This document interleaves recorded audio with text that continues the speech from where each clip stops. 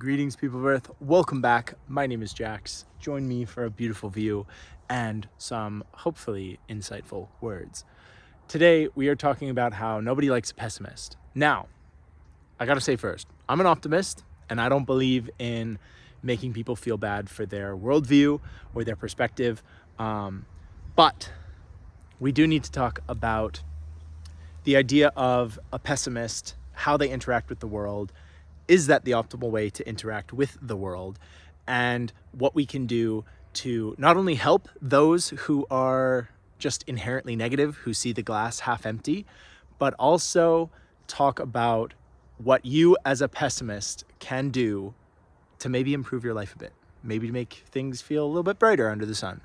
So, as I said, I'm an optimist. I think I always have been. I've seen the world through rose-colored glasses my whole life.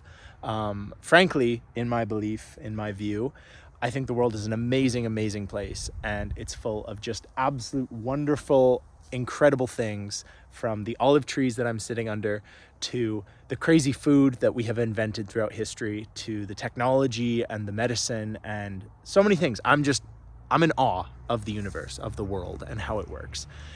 But I totally understand where pessimists are coming from. It makes sense evolutionarily. It makes sense based on personal life experience and lived experience. It's never wrong to save for a rainy day. It's never wrong to prepare or be cautious or, sometimes the people that see the worst in others are right. Sometimes these people are not the people that you want to be around. And a pessimist is really good at picking that stuff up, whereas an optimist is very likely to fall off a cliff, metaphorically and literally, because they're seeing the good in everyone, they're seeing the good in every situation, and it doesn't always end up great. However, in our day and age, where hopefully you live in a place that is moderately safe, obviously every place has its dangers. Some places are a lot more dangerous than others, unfortunately. There are places around the world that are incredibly dangerous, and you have to be incredibly careful with yourself, your loved ones, your career, the way your world is going. That being said, if you live in the modern world where your biggest issues, and these aren't small issues, are mental health, social anxiety, touchy family relations, things like that, being a pessimist can limit you in many ways. It can prevent you from taking a risk or taking a shot in the dark that ends up really benefiting, I think optimists are a lot more likely to gamble, metaphorically and literally. And obviously this can get us in all kinds of problems, all kinds of issues, stretching our necks out a little too far and getting a bit of a snip. But on the whole, I truly believe that optimism is the way forward. Cautious optimism, so maybe like a tinge of pessimism, a tinge of cynicism, being cynical, being a little hesitant of certain things, totally fine. On the whole, pessimists, I think they're just as successful as optimists. I haven't done any hardcore scientific research on this, but it would lead me to believe that they're equally as productive and successful in their endeavors. However, there's this dichotomy that I think is true, and let me know if it's not. I think pessimists are a lot more likely to hang out with other pessimists, interact with them, encourage them, whatever. However, they will hang out with optimists.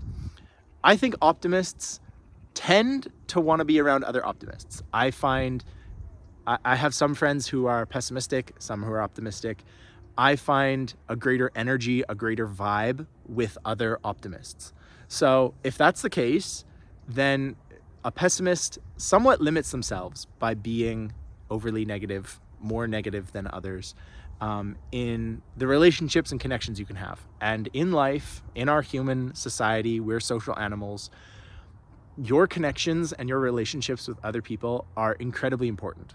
It cannot be understated how important it is, who you know, how you know them, how long you've known them, your interactions. This can be for relationships, family, business, career, social life, all kinds of facets of life depend on who you know and how you know them and how you interact with them. In that case, sorry, angry Italians cycling. That guy is really yelling. Anyway, so in my view, an optimist has an innate advantage in society, and that is at the root of what I'm talking about. When I say nobody likes a pessimist, that's not true. I know lots of pessimists, and I love them. I like them a lot. But it's to discuss this idea of half full, half empty. And if you look at everything as half empty, you're going to take a lot less chances. You're going to live life in a very distinct and different way than you would if it's half full of opportunity. What can I fill it with? What can I come to terms with? What can I add? Whereas a pessimist is only looking at how much is left. And that is great in a famine. That is great in a rough situation. But hopefully you are personally responsible enough for your situation to make it better than a dire straits, code red, red alert situation. And that is why I think the optimists have a leg up. And you can see it on social media. You can see it in terms of who wins presidential elections and prime ministerial elections or parliamentary elections.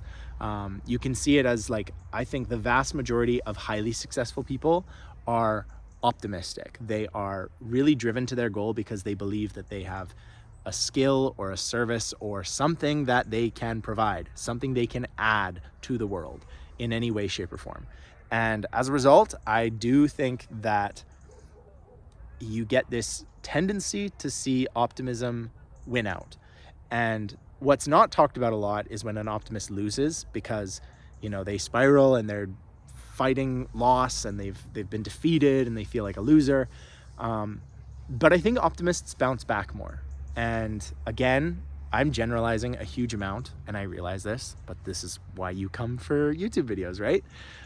But being a pessimist and dealing with failure, I think must be much harder.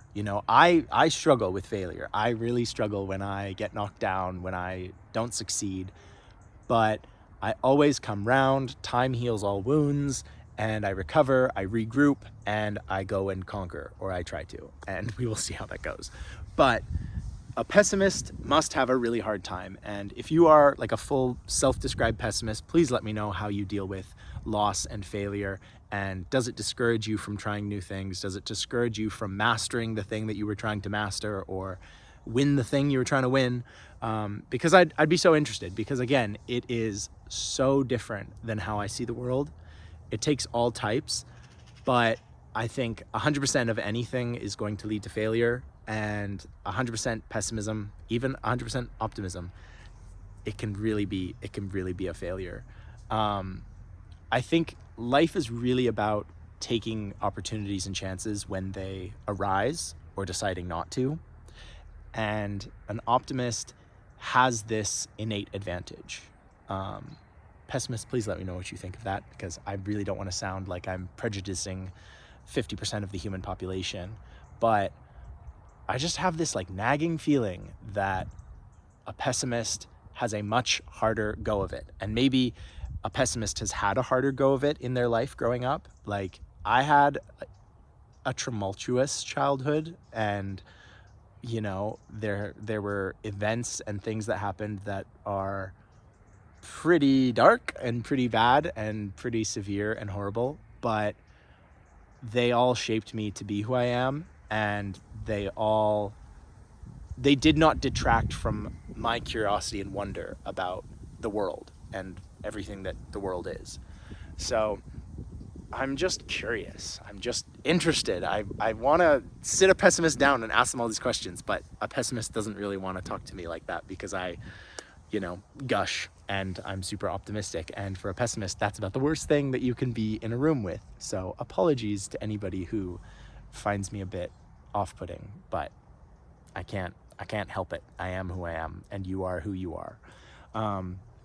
The final thing that I want to say about this whole topic, glass half full, glass half empty, is if you feel like you are a pessimist and that it is too much, like you're like, oh, I'm so sick of thinking this way, I'm so sick of being this way, there are incredible resources that you have access to.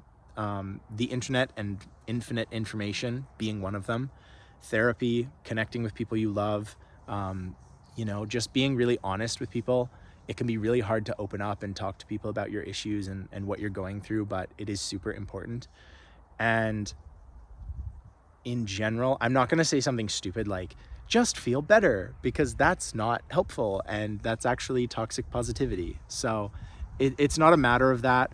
I would recommend going back to basics if you're at a point in your life where it's just getting to be like, oh, this is too much, I don't like this. What I recommend, and this is what I always recommend, is eating right, exercising, drinking enough water, taking some vitamins. There are a huge amount of factors that lead us to being healthy little engines. And if you're missing like a key vitamin in your diet, if you're missing a hormone, or there could be a million things that are causing it that you don't realize are causing sort of just feeling ugh. And I've felt ugh. I've gone through bouts of sadness and difficulty and anxiety and struggle. But focus on the basics. Reach out. You're not an island. You're not self-sufficient. You need other things. You need food, friends, exercise, fresh air, good hobbies, good interests. You need vitamin D from the sun. There are a myriad of facets that come into being who you want to be. And like I said, I'm not going to just prescribe just feel better, but these issues should not be overlooked. I know it's really easy to say like, oh, it's not my diet. That's such a stupid thing to say. But you would be surprised at how many times I have found out through blood work or just a bit of self-evaluation that I'm not getting enough sodium. I'm not getting enough salt. Like, it's an important part. Not too much, not too little. It's crazy how much of that actually factors in to your homeostasis and keeping yourself healthy. Weird little side tangent, I know, but it is connected to this whole idea of seeing things for everything is a demon in the closet, because not everything is a demon. There are demons in the closet, but it's not everything. There are other factors at play, and it's your responsibility to make sure you're doing okay. Make sure you are sleeping enough. There are so many facets to this that are important, and they're not all directly connected with your outlook on life, because that is, like I said, something that you experience and you grow up and you develop your outlook. But I'm telling you, if that outlook is super negative, you haven't looked closely enough at the world. You haven't gone down to the ground and watched an ant bring food back to its colony. You haven't watched the joy a dog gets when its owner comes home, and you're missing something. That's probably the most controversial thing I'll say today, but it's true. And to be fair, optimists can miss a lot as well, and they're missing a lot of it as well. So not trying to generalize, not trying to be a jerk, but at the end of the day, I want everyone to feel as content and peaceful and innately curious about the world as they possibly can be.